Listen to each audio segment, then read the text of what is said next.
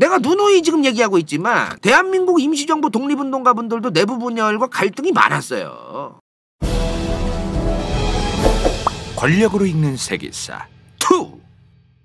자, 이제 임시정부의 대통령직에서 탄핵당한 이승만 박사. 이 양반이 근데 탄핵당하고 끝난 줄 알았는데 다시 대한민국 임시정부로 돌아옵니다.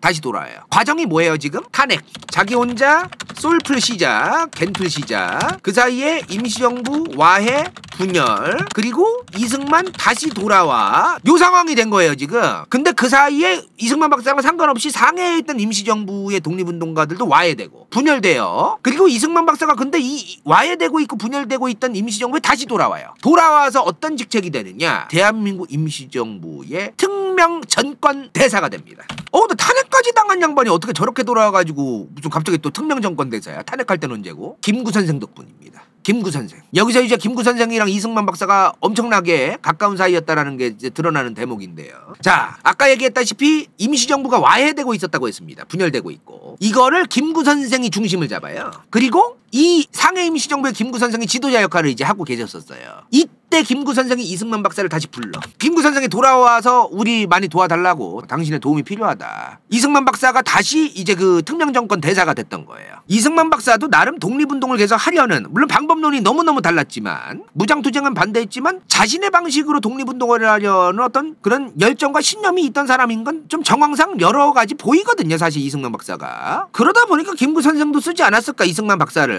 좀 그런 생각이 듭니다. 그리고 아까 얘기했지만 이 상해 임시정부가 분열되고 있었다 그랬잖아요. 이승만 박사가 다시 들어오고 나서 이제 김구 선생이랑 이승만 박사의 세력이랑 안창호 선생 세력이 갈라집니다. 내가 누누이 지금 얘기하고 있지만 대한민국 임시정부 독립운동가분들도 내부 분열과 갈등이 많았어요. 그래서 이렇게 좀 세력이 좀 갈라져요. 이때는 또 서로. 근데 독립운동가들끼리 방법론과 관련해가지고 서로 의견이 안 맞을 수도 있고 또 대립이 있고 또 그런 사람이 하는 일인데 또 그럴 수 있는 거 아닙니까? 그러다가 1933년 아까 말했던 국제연맹 리그 오브 네이션, 이 국제연맹의 총회가 열립니다. 총회가 어디서 열렸느냐? 1933년 스위스 제네바에서 열려요. 유엔 총회라고 하죠 요즘. 유엔 총회 같은 거지, 국제연맹 총회가. 여기서 프란체스카 여사를 만나서 결혼하는 거예요. 자, 어찌되었든 이 국제연맹 총회에 갔는데 이 33년이면 언제? 아까 우리 중요한 포인트 얘기했어. 윤봉길 의사 얘기하면서 윤봉길 의사에 대해서 이승만 박사가 좋게 얘기하는 터닝 포인트였던 그 사건, 1931년 만주사변 일어나고 2년 뒤가 제네바 국제연맹 총회입니다. 타이밍 좋아요. 타이밍 너무 좋습니다. 내가 이거 좀 썰인데, 이거는 총회에 갔대. 이승만 박사가 갔는데 가자마자 당시 장제스의 중화민국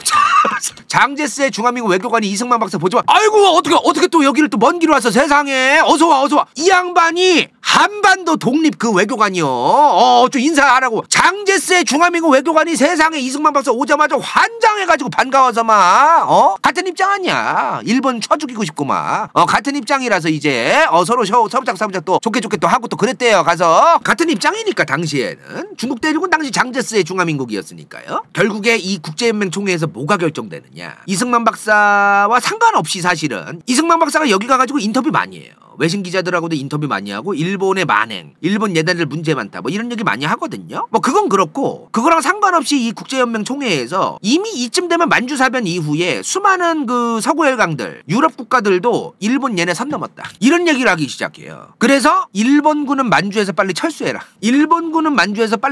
이게 결정됩니다. 자, 여기서 이제 이상주의, 국제기구의 한계가 드러나는데요. 이 얘기 듣자마자 저 국제연맹에 가입되어 있던 일본이 국제연맹에서 탈퇴를 합니다.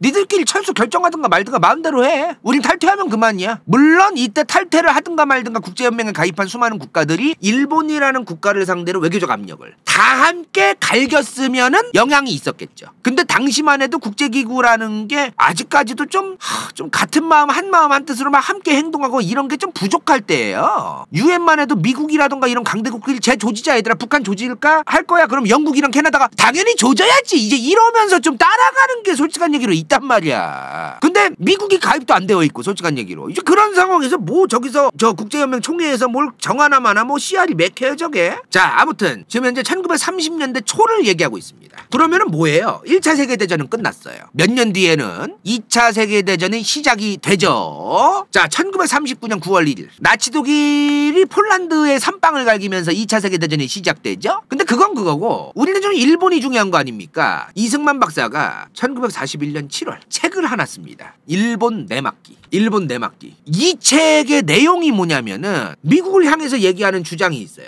옛날에 미국 니네가 일본이 한반도를 먹고 중국 만주까지 가게 되는 걸 방관했다. 가스라 테프트 조약 얘기하는 거지. 미국 니네가 일본이 한반도와 중국 만주까지 일본이 기어 들어가게끔 방관한 거다. 미국 니네가. 가스라 테프트 조약도 하고. 그래서 지금 일본 얘네가 파시즘, 군국주의, 제국주의 이질환하면서 계속 전쟁 일으키는데 얘네 결국에는 태평양에서 미국 니네랑 충돌할 것이다. 곧 일본은 미국 니네랑도 충돌하게 될 것이다. 이거 언제 썼다 그랬어요? 1941년 7월에 썼습니다. 근데 7월에 쓰고 12월이 되니까 진주만을 폭격을 해요. 이 책 많이 팔렸대. 미국에서 많이 팔렸대요. 일본이 미국을 곧 조질 것이다 이런 예언을 하는 책들이 사실 이승만 박사 말고도 많은 사람들이 썼대 사실은 미국에서. 근데 한국인 조선인 이승만 코리안이 쓴 책이라서 미국에서 꽤 많이 팔렸다 그러더라고. 왜냐면 일본하고 직접적으로 이제 그 연관이 되어 있는 나라였잖아요. 야 한국인들은 그죠? 이 책이 많이 팔리고 나서 아주 전략적으로 이제 이승만 박사가 미국의 국무부,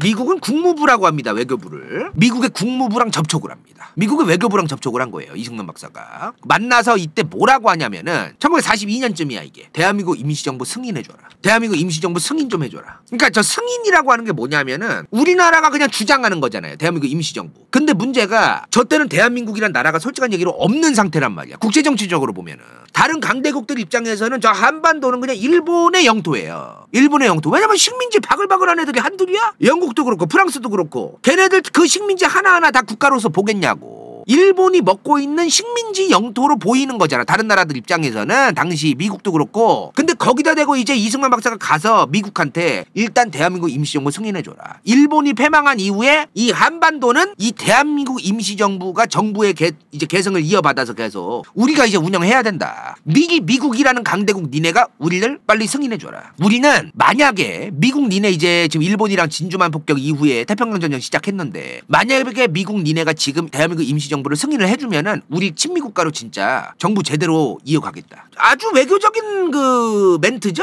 이렇게 딜을 해. 근데 미국이 이 말을 듣고 뭐라고 했을까요? 거절합니다. 거절을 해요. 왜 거절했을까요? 소련 때문에. 소련을 자극해서는 안 된다. 지금 임시정부의 핵심 인물이 당시에 김구 선생이랑 이승만 박사예요. 이승만 박사랑 김구 선생의 핵심 인물인데 둘 다 너무나 반공주의자인 거야. 가끔 김구 선생이 공산주의자라는 것처럼 얘기하는 애들인데 그거 뇌에 뉴런 시냅스에 문제 생긴 거예요. 빨리 병원 가보세요. 진짜로. 커뮤에서 떠도는 똥글인데 그거 정말 좀 문제 있는 거거든. 그걸 빨리 상담 받아봐야 돼. 망상에서 좀 빠져나와야 돼요. 김구 선생이 엄청난 반공주의자였어요. 이승만 박사도 마찬가지고. 그러니까 이 반공주의자 둘이 지금 임시정부의 핵심 인물인데 대한민국 임시정부에 미국이 만약에 저 김구 선생과 이승만 박사가 속해 있는 반공주의자가 속해 있는 대한민국 임시정부를 수락하는 순간 소련이 당시 1942년이랬습니다. 야 미국아 너 독일 조지는 거 싫어?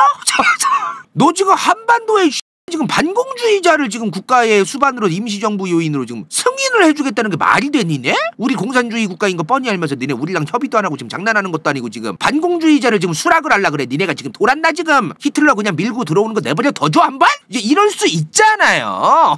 아직 2차 세계대전이 안 끝났고 그러니까 당시 소련을 자극하면 안 되는 상황이 있었어요. 미국 입장에서 2차 세계대전이 안 끝났잖아. 42년이면. 그런 상황이 있었다. 이 일이 수틀러질까 봐 걱정을 했던 거야 미국이. 그래서 이제 거절을 해요. 다만 당시 미국 첩보국이 요 얘기는 그냥 짧고 얘기할 건데 이런 일이 있었어요. 이승만 박사를 만나가지고 첩보국이 야 니네 한반도에 일본어 잘하는 사람 없냐? 한국인들 중에 독립운동하고 싶어하고 이런 사람들 너네 독립하는 것도 독립운동하는 거 원치 않냐? 일본어 잘하는 사람을 지금 한반도에 공작원으로 쓰고 싶다. 아직 일본이 처먹고 있으니까 그죠? 공작원으로 쓰고 싶다. 그렇게 얘기를 해요. 이 얘기를 하자마자 이승만 박사는 바로 지금 대한민국 임시정부 광복군들 일본말 할 수 있는 하는 사람 쌉가능이다 지금. 바로 연결합니다. 그래서 이거는 사실 외교적으로도 굉장히 승산이 있는, 이득을 취할 수 있는 아주 좋은 기회죠. 미국이란 국가와 대한민국 임시정부의 광복군이 함께 한반도에서 일본을 상대로 이제 전술 전략을 함께 하겠다는 거 아닙니까? 그러면은 이건 좋은 거죠. 좋은 기회고 사실. 그러면 2차 세계대전의 승전국 목록에 대한민국 임시정부가 있었을 수도 있는 거 아니냐? 그건 아닙니다. 아, 이거 너무 안타까운데, 왜냐면 미국이란 정부가 공식적으로 대한민국 임시정부를 미국뿐만 아니라 다른 나라들도 인정을 안 해주고 있었기 때문에 이거 좀 쉽지가 않았어요. 어제 뭐 이런 일이 있었다. 근데 이거 작전 못해요. 왜냐면 이때 미국 첩보국이 광복군하고 같이 하려고 했던 이 계획이 언제냐면 1945년 8월 18일이야. 이날 하려고 계획을 세우고 있었는데 아시잖아요. 원폭 두 방 맞고 그 전에 항복해. 이날 하려고 했는데 이날 항복하잖아 일본이. 그래서 못해요. 광복이 된 거지. 자, 어찌되었든 광복이 됐습니다. 요 장면과 함께 광복이 왔어요. 그죠? 일단 광복이 왔는데 당시 이승만 박사가 미국에 있었단 말이에요. 이제 서둘러서 귀국을 해야겠죠? 근데 이승만 박사와 관련해서 이때 귀국 관련해가지고 광복 이후에 이런 개소리가 또 있습니다. 요 얘기 있는 거 아세요 혹시? 김구 선생이 입국하는 걸 미국이 막았다. 근데 이승만 박사는 입국을 개꿀로 했다. 요거 들어보신 분? 이거 들어보신 분 있어요? 개소리입니다. 근데 분명하게 얘기할게요. 개소리입니다. 자, 그리고 정확히는 뭐냐? 둘 다 방해했다가 맞습니다. 김구 선생만 방해한 게 아니야. 자, 일단 첫 번째, 이승만 박사가 메가더 장군의 전용기를 타고 10월 16일에 한반도에 입국을 해요. 이승만 박사가. 이게 사실은 메가더 장군의 전용기를 탔다고 하니까 그럼 미국이 그냥 막 팍팍 밀어줘가지고 간 거 아니냐? 이거 미국 정부 몰래 미군이랑 접촉해서 이것도 참 솔직히 코미디인데 좀 미국 정부가 방해를 하니까 미군에 있던 인맥을 통해서 몰래 접촉해서 몰래 들어온 겁니다. 사실 미군의 허가, 미국 정부가 아니야. 미군의 허가하에 몰래 입국한 거예요. 사실은 이게 인맥발로 그게 있었어요.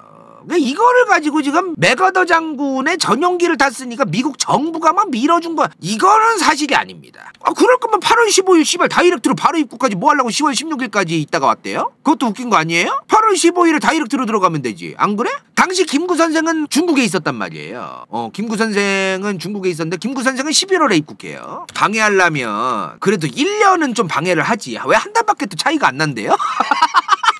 아니 김구 선생은 방해를 했고 이승만 박사는 전폭적으로 밀어줬다. 그게 말이 되려면 좀 그래 적어도 6개월은 차이 나야 되는 거 아니에요? 아니 무슨 한 달 차이 나는데 뭘 또 이 사람은 방해를 안 했고 이 사람은 방해를 했고 뭐 또 이런 식으로 갭이 무슨 한 달밖에 차이가 안 나? 자, 그러면 이제 여기서 이제 미국 정부가 김구 선생이랑 이승만 박사의 입국을 왜 방해했느냐? 왜?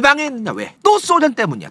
또 이제 한결같이 가는데 반공주의자잖아요. 두 분 다. 두 양반 다 반공주의자니까 소련을 자극하면 안 된다야. 이게 사람들이 자꾸 착각하는 게 뭐냐면은 2차 세계대전이 끝난 직후부터 소련이랑 미국이 사이가 더러운 줄 아는 사람들이 있어요. 그 사실이 아닙니다. 미국이 2차 세계대전 끝난 직후 1945년 46년쯤 요 2년 정도는요. 미국이 소련을 어떻게 보고 있었냐면은 소련은 미국의 경쟁국가가 될 것 같긴 한데 그 경쟁하면 서로 피곤해지니까 어르고 달래놓자. 얘네를 좀 어르고 달래서 구워 삶아놓자가 미국의 소련에 대한 외교정책 기조였어요.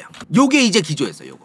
어차피 둘 다 초강대국이야. 당시에는 핵무기가 미국밖에 없었어. 소련은 핵무기가 없었단 말이야. 굳이 소련이랑 경쟁해봤자 우리는 핵무기도 있고 어차피 소련이 우리한테 군사적으로 막 개기지는 못한다 지금. 그러니까 우리는 어차피 초패권 국가 초강대국이다. 우리 미국은 핵무기도 있으니까. 그러니까 소련 얘네가 괜히 개기게 하지 말고 어떤 느낌이냐면은 당시 핵무기가 없는 소련을 미국은 어떻게 본 거냐면은 미국 본인은 스스로 일진이라고 생각을 했는데 자꾸 일진을 하고 싶은 마음을 조금씩 갖고 있는 두 번째 일진? 좀 그런 느낌. 미국이 보기에 소련이. 근데 얘가 야 너도 잘났고 나도 잘났고 둘 다 우리가 이 학교에 공동 짱이지 나만 짱 아니다. 좀 요렇게 얘기하는 느낌? 그러려고 했던 거예요. 미국은 처음에. 그런데 이 상황에서 반공주의자 둘이서 대한민국 임시정부의 핵심 요인으로서 갑자기 한반도에 입국을 해서 무슨 짓을 할지 모르겠는 거예요 지금. 물론 우리나라 임시정부 입장에서는 이 두 양반이 뭐 들어오고 뭐 그런 게 좋은 거지만 미국의 입장에서는 이 두 양반이 소련을 자극할 수 있다라고 본 게 있던 거. 리스크 관리를 한 거지. 그러니까 자 일단 이제 두 분 다 입국을 하셨어요. 그죠? 자 이제 광복도 됐어. 그러나 대한민국이라는 정부와 국가가 제대로 이제 그 기관들이 막 성립되고 그러진 못했습니다. 왜? 이제 북한은 소련 군정, 남한은 미 군정이 시작됩니다. 일단은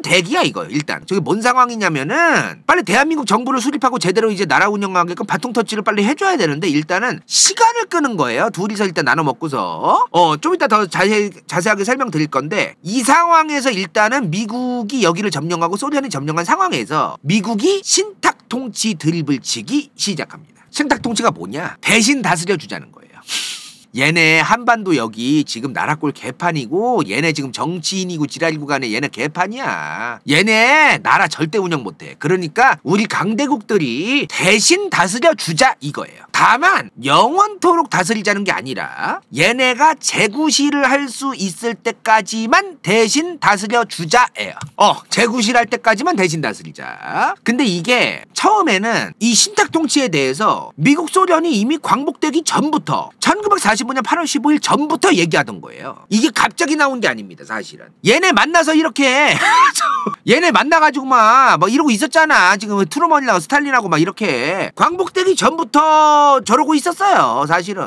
근데 갑자기 소련이 통수를 쳐요.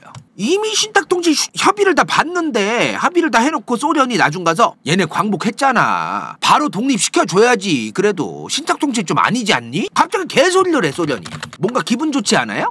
뭔가 기분 좋은 소리 같죠? 이건 통수에 통수를 갈기려는 개수작인데 이거 개수작이지 사실. 자, 내가 이 사진 보여줬어 아까. 이 PPT 뭐예요 지금? 1911년 한반도 주민들의 1인당 GDP가 추정 GDP인데요. 1108달러라. 근데 1946년 916달러입니다. 이렇게 찢어지게 가난한 상태였어요. 그죠? 2차 세계대전 이후에 일제강점기의 여파 때문에 이렇게 가난하다라는 거는 뭘 의미하는 거예요? 공산주의가 유행할 가능성이 높아진 겁니다. 적기다.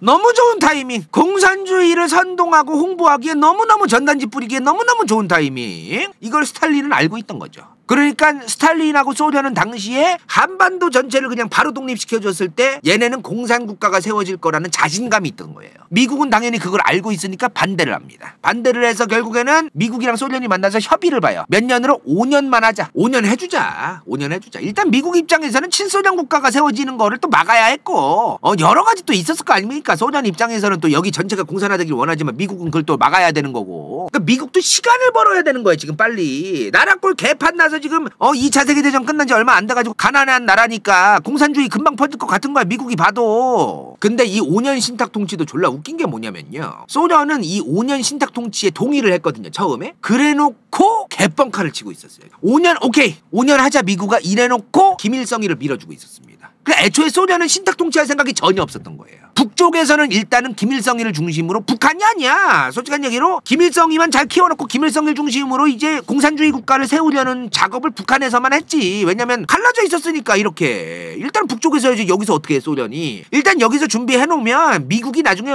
5년 뒤에 빠지면 공산화될 가능성이 높다. 여기는 가난하니까. 그 자신감이 있던 거야 소련은.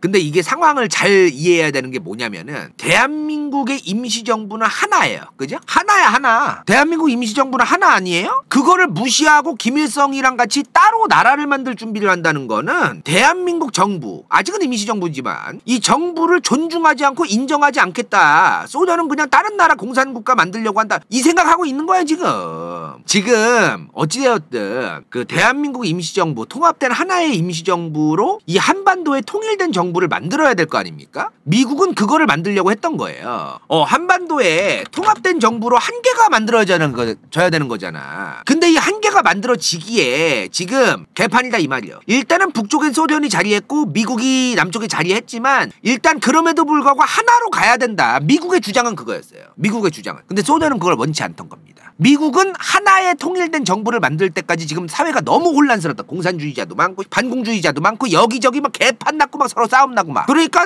여기서 이제 이런 개판 난 상황이 있으니까 5년 동안은 우리가 도와주자. 강대국들이 이거를 협의를 보려고 했던 거예요. 미국이랑 소련이. 미국은 그걸 원했는데 소련은 어차피 그럴 생각이 없던 겁니다. 어차피. 근데도 그럴 생각이 없었는데도 오케이 5년 동안 신탁 통치하자라는 주댕이만 했다. 주댕이만. 어차피 김일성이 중심으로 북한에서 나라 세우려고 했어요. 소련은 어차피. 결국에 신탁 통치 못해요. 소련이 통수쳐서 5년 합의 봤댔지. 5년 신탁 통치. 그리고 5년 동안 신탁 통치한 다음에는 한반도의 한 개의 정부, 한 개의 나라, 이 5년 이후에는 이렇게 가야 된다. 이걸 합의했는데 초반에 소련이 응 싫어 통수 한 다음에 이제 바로 북쪽에서는 김일성이 중심으로 북한 작업 시작합니다. 북한 건국 작업. 이렇게 파토가 났어. 공식적으로 파토가 난 게 1947년 10월이에요. 공식적으로 파토가 나. 이게 이제 소련이랑 미국이 대화가 잘 안 돼가지고 공식적으로 신탁 통치 파토 난 게 이 47년 10월인데 저렇게 되자마자 미국이 어떻게 하냐면 유엔에 던집니다. 유엔에서 빨리 결정하자. 유엔에서 던지니까 유엔에서 어떤 결과가 나오느냐. 한반도 전체 빨리 선거하자. 미국이 유엔에 던진 건 사실 무책임한 건 아니에요. 유엔에 가면은 이렇게 나올 걸 알아서 했던 것 같아. 아무튼 간에 한반도 전체 선거해라. 그럼 소련이 원치 않는 그 결과가 나온 거예요. 그리고 당시에 북쪽보단 남쪽의 인구가 더 많았습니다. 그러니까 한반도 전체 선거를 하면은 공산주의 정부가 세워지기는 어려운 거예요. 그리고 당시 한반도 전체 선거를 하는 게 뭐였냐면은 국회의원들부터 뽑자. 재헌의원이라 그러는 재헌. 헌법도 없고 아무것도 지금 정해진 게 없는 거야. 그러니까 일단은 한반도 전체의 선거, 국민들의 선거를 통해서 국회의원들을 뽑아라. 그리고 국회의원들이 모여서 이제 헌법도 만들고 입법부가 뭔지, 행정부가 뭔지, 사법부가 뭔지, 삼권분립이 뭔지 이런 것들을 이제 정해야 될 거 아닙니까? 이 정하는 것들을 하려면 일단 국회의원, 국민들이 직접 뽑은 국회의원이라는 정당성이 있어야 되는 거 아닙니까? 정당성이 있는 인물들. 이거를 이제 유엔이 얘기를 한 거예요. 그래서 이제 유엔에서 당시 선거관리위원회도 제대로 없을 때잖아. 그래서 유엔 사람들이 이제 남한에 이제 선거 이렇게 하는 거예요. 선거관리 이렇게 하는 겁니다. 아시겠죠? 알려주고 이제 올라가려고 하는데 소련 군대가 막아요. 입막을 해. 꺼지라고. 그러니까 애초에 한반도에 단일 정부를 세울 생각이 소련은 전혀 없었고 공산국가나 세울 생각이 있었고 김일성이를 중심으로 북한에서 국가를 세우려고 한 거야 소련은. 유엔 니네가 선거를 하라고 하든 가고 그냥 우린 알 바 아니고 그냥 우리는 북한에서 북한 만들 거야 꺼져 이제 그렇게 얘기한 거야 지금. 그러다 보니까 이제 불가피하게 야 그럼 어쩔 수 없다. 그럼 이제 우리 남한에서만 하자. 남한에서나 단독 선거 하자. 이제 북한 쟤네가 지금 소련도 있고 아직 안 되니까 남한에서만 빨리 단독 선거 해야겠다. 안 되겠다. 저 새끼들이 이미 막고 있다. 괜히 여기서 또 티격태격 싸우다가 3차 대전 일어난다. 남한에서만 단독 선거 하자고 미군정이 얘기합니다. 이승만 박사가 여기저기에서 남한만의 단독 선거를 해야 된다라고 얘기를 하고 다니긴 했거든요. 저 당시에. 근데 그거 상관없이 소련이 길막을 했기 때문에 불가피하게 이렇게 간 거예요. 그냥. 그러니까 이승만 박사가 정읍선언이고 뭐고 간에 그 정읍에서 막 그 남한만의 단독 선거 해야 된다고 막 이런 말도 떠들고 댕겨. 이승만 박사가. 그 얘기 아무 상관없이 솔직한 얘기로 남한만의 단독 선거 한 거예요. 사실. 이승만 박사 덕분에 남한만의 단독 선거란 것이다. 이건 과장입니다. 그건 사실이 아니에요. 그냥. 저 남한만의 단독 선거가 하게 된 과정을 보면 뜯어보면은 이승만 박사가 막 영향력을 어마무시하게 지대하게 막 펼치고 그게 아니에요. 그 결의 같은 말은 하고 댕겼는데 그 양반이 그거는 별로 중요한 게 아닙니다. 이승만 박사가 솔직한 얘기로 뭔 힘이 있어. 미군정인데 당시에. 오히려 소련 덕분에 한 거다.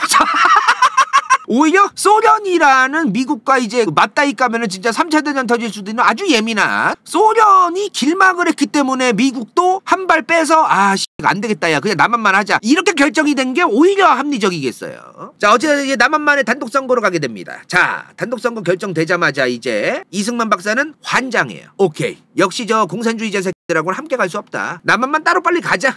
나중 가서 북한 쟤네들은 어차피 망할 거고 공산주의자 쟤네들 일단 남한만 가자. 땡큐 이제 이러고 있었겠죠 이승만 박사는. 근데 이 시점에 이제 김구 선생이 김일성이를 만나러 올라갑니다. 지금 김구 선생이랑 김일성이에요. 남한만의 단독 선거는 절대 안 된다. 우리 같은 민족, 한반도에 우리 민족의 하나의 통일된 국가가 들어서야지 남한만의 단독 선거는 절대 안 되는 거다. 우리가 어떻게 이렇게 광복이고 독립인데 여기서 또 갈라지냐 도대체. 말도 안 된다 이거는. 이런 생각으로 이제 김일성이를 만나러 가요. 근데 김구 선생은 민족주의자고 한반도에 우리 민족들이 분열되는 건 안 된다. 이게 강했던 사람인 거예요. 공산주의가 좋아서 간 게 아니라 공산주의는 일단은 통일된 그 정부 수립을 위해서 협의를 해가지고 한 다음에 나중 가서 족쳐도 된다 이거요. 일단은 한반도가 통일돼야지 어떻게 통일이 안 되고 또 분단이 되느냐. 이런 생각 때문에 일단 김일성이를 지푸라기라도 잡는 심정으로 만나러 간 건데 이미 김일성이는 남한으로 남침을 할 계획도 이미 세워 놓을 때예요. 이쯤 되면은 스탈린한테도 가가지고 이제 나 남한 쳐들어가고 싶은데 언제 도와줄 거야 형 스탈린 형 이런 거 계속 협의하고 막 그럴 때야 이때 그 김일성이는.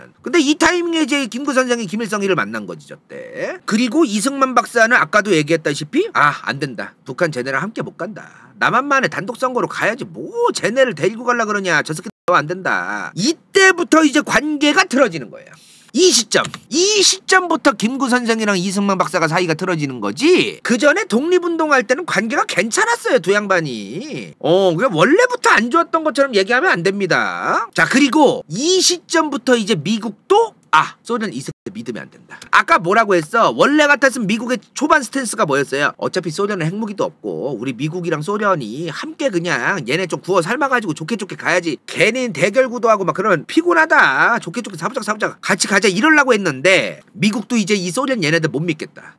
이렇게 생각이 바뀌어요. 이때 미국의 정부가 누구였느냐? 트루먼입니다. 트루먼 정부 때예요. 이때부터 이제 스탠스가 완강해져. 소련 얘네는 지금 협력 대상이 아니다 이제. 그리고 소련이 신탁통치 하자 뭐 이런 얘기 했을 때도 이거 구라친 거긴 한데 5년 신탁통치 드립친 것도 구라긴 한데 미군정 때 저 미군들도 한반도에 있던 미군 그 수뇌부도 뭐라고 얘기를 하냐면은 소련 저 새끼들하고 협의해서 신탁통치하면 안 된다. 소련 얘네 믿을 새끼들 아니다. 근데 이 당시에는 신탁통치를 미국 외교부에서 너무너무 하고 싶을 때란 말이야. 소련을 자극하고 싶지 않았고. 그래서 미국 외교부도 니네 군인들은 닥쳐 이제.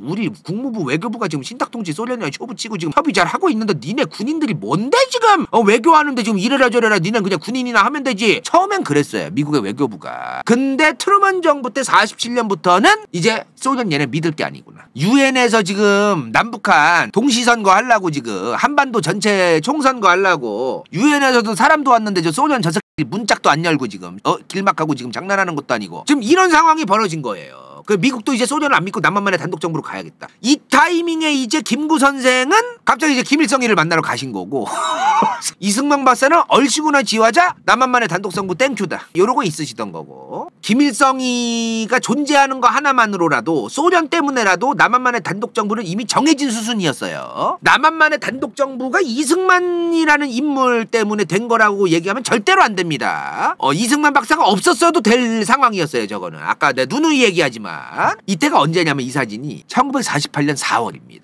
남한만의 총선거, 남한만의 단독선거를 5월이에요. 5월. 그 선거하기 한 달 전쯤에 이제 김구 선생께서 김일성이 만나러 북한으로 간 거예요. 자, 만나서 뭐 했을까? 요약하면은 이거예요. 김일성이가 뭐라고 얘기를 하냐면은 남한에 있는 남조선에 있는 외국 군대가 싹 다 나가야 우리 남북한 통일정부 수립 방안에 대해서 대화가 진전될 수 있지 않겠습니까? 라고 개씹삽 소리를 합니다. 바로 그냥 남한으로 밀고 내려오려고 이 소리 한 거예요. 솔직한 얘기로. 48년도 초반이면은 김일성이는 이미 저 남한으로 내려오겠다는 마음이 굳혔다도 아니야. 그냥 내려올 준비가 거의 끝났을 때야. 그러니까 마음은 이미 그 전부터 있던 거고 남한으로 이제 군대 몰고 내려올 생각 김일성이 이미 옛날부터 몇 년 전부터 있던 거고 48년 초 정도 되면은 내려올 준비가 거의 다 되었을 때예요. 이제 그러니까 이 얘기는 내려오기 위해서 외국 군대 싹 다 나가야 대화 진전된다는 개수작을 부린 거죠. 사실 김일성이가. 저 당시에 대한민국 한반도에 미군이 싹 다 빠지면은 대한민국 국군이 가지고 있는 게 탱크도 전차도 몇 개 없었어요. 전투기도 정찰기급의 정말 조만한 그 비행기 몇 개 있죠. 그게 끝입니다. 근데 김일성이는 당시에 소련한테 전차 받아와 총알 받아와 총 받아와 다 받아와가지고 별지랄 다 하고 있었어. 저 인간은